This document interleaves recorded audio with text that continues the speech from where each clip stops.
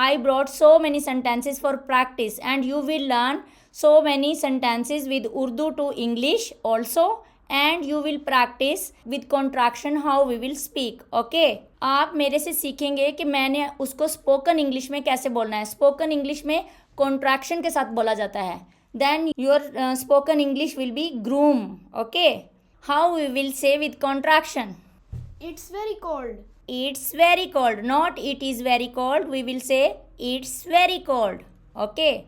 Next our sentence is there for practice. सुबह हो गई है. How we will say in English first of all? It is morning. It is morning. But don't say like that. Try to speak with contraction. It's morning. It's morning.